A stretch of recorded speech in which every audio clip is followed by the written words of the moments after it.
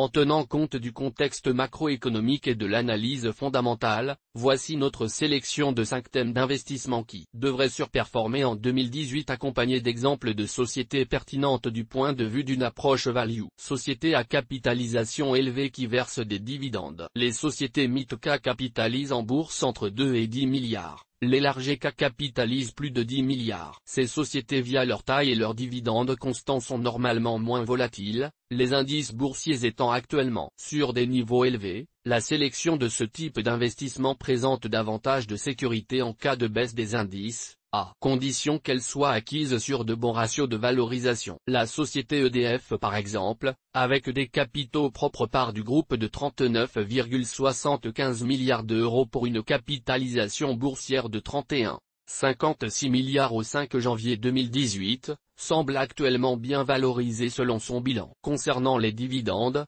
EDF a versé 1,25 € entre 2012 et 2014, 1,10 € en 2015 et 90 centimes d'euros en 2016 soit un rendement annuel du dividende de 10,67% au cours actuel de l'action établi à 10,78 €. Matières premières, pétrole, gaz, ressources de base, métaux et or. Les prix des commodities est par nature cyclique et a connu une phase baissière entre 2014 et 2016, les prix se sont repris courant 2017 et la tendance pourrait se poursuivre en 2018. Les sociétés exploratrices ou productrices de ces secteurs n'ont cependant pas toutes vu leur cours de bourse corrélé à cet inversement de tendance. Cette situation s'explique potentiellement par le fait que l'amélioration des comptes de résultats est décalée dans le temps. Par exemple, une société parapétrolière peut constater l'amélioration de ses comptes plusieurs mois voire 1 ou 2 ans après la reprise des cours du pétrole du fait du temps nécessaire aux signatures de nouveaux contrats, la remise en service des installations de production et les délais de paiement des clients. À titre d'exemple,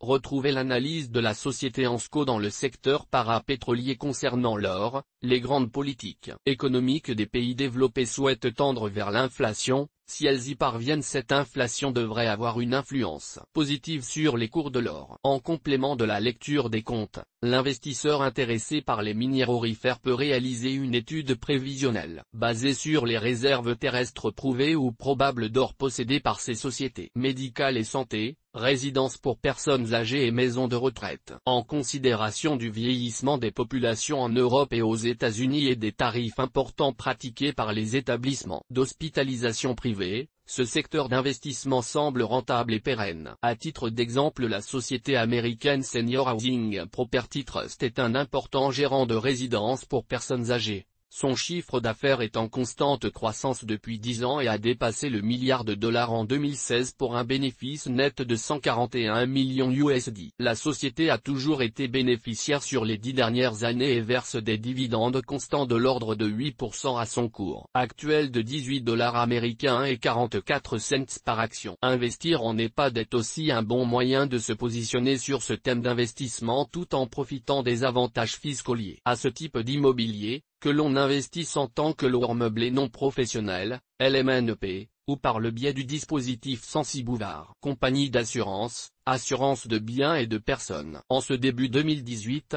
certains assureurs semblent correctement valorisés en bourse et présentent de bons rendements sur dividendes. Les assureurs français Score et AXA en font partie. Avec un dividende en hausse chaque année depuis 2008, celui d'AXA a atteint 1,16 € par action en 2016, ce qui offre une rentabilité de 4,55% aux actionnaires au cours actuel de 25,50 €. Cette rentabilité pourrait dépasser les 5% sur 2017 étant donné sa tendance haussière. Pour Score, l'assureur a aussi augmenté son dividende depuis 2008 de manière constante car il est passé de 80 centimes d'euros par action à 1,65 € en 2016, au cours actuel de 34,75 € par action. Score offre une rentabilité sur dividende de 4,75%. Pierre Papier, SCPI et foncières cotées. Les foncières cotées ont su prouver leur stabilité au fil des années. Les investisseurs souhaitant une alternative à l'immobilier physique pourront y trouver des avantages, une rentabilité du dividende généralement située entre 4 et 6% annuel, une diversification du parc immobilier, un risque d'impayé maîtrisé du fait de la diversification des biens, une gestion par des professionnels. Le rendement du dividende ne doit pas être votre seul critère de sélection, Nous vous recommandons de consulter les rapports financiers des foncières cotées avant d'y investir, notamment la section évaluation du parc immobilier auquel vous devez soustraire l'endettement de la foncière. Vous pourrez ensuite la comparer à sa capitalisation boursière, cela vous permettra de ne pas surpayer vos actions. À titre d'exemple, retrouvez notre analyse de 3 foncières cotées françaises. Toutes nos informations sont, par nature, génériques. Elles ne tiennent pas compte de votre situation personnelle et ne constituent en aucune façon des recommandations personnalisées en vue de la réalisation de transactions et ne peuvent être assimilées à une prestation de conseil en investissement financier, ni à une incitation quelconque à acheter ou vendre des instruments financiers. Le lecteur est seul responsable de l'utilisation de l'information fournie, sans qu'aucun recours contre la société éditrice de Café de la Bourse, comme ne soit possible. La responsabilité de la société éditrice de Café de la Bourse, comme ne pourra en aucun cas être engagée en cas d'erreur, d'omission ou d'investissement inopportun.